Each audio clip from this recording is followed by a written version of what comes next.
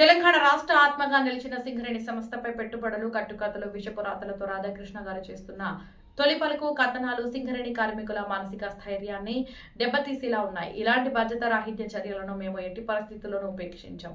బట్టి Vikramarka Mallu deputy CM. గత కొన్ని రోజులుగా తెలంగాణ రాష్ట్రానికి సంబంధించి ఆత్మగా ఉన్నటువంటి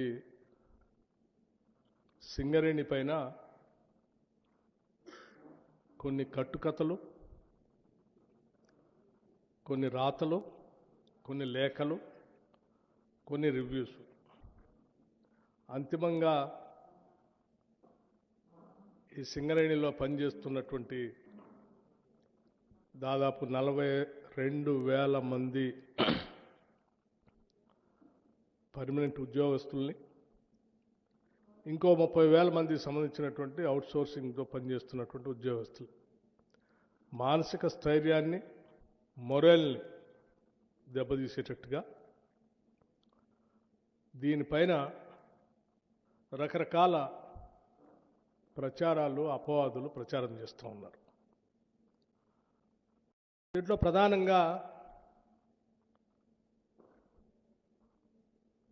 పెట్టుబడులు కట్టుకథల విషపు రాతల రాధాకృష్ణ గారు లేపినటువంటి తెరతో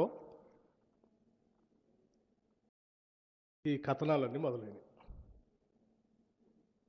నేను మళ్ళొకసారి చెప్తా ఉన్నాను.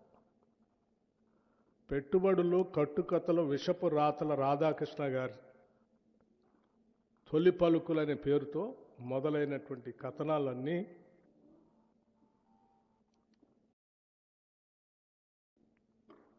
ఒక తప్పుడు ప్రచారం, రాష్ట్ర ప్రభుత్వం పైన కావాలని నిందలు మోపటం, ఊహాగానాలతో కూడినటువంటి కథనాలు రాయటం, ఆ కథనాల్ని అల్లిపుచ్చుకుంటూ రోజుకొక కథ వండి వార్చటం ఈరోజు జరుగుతూ ఉంది.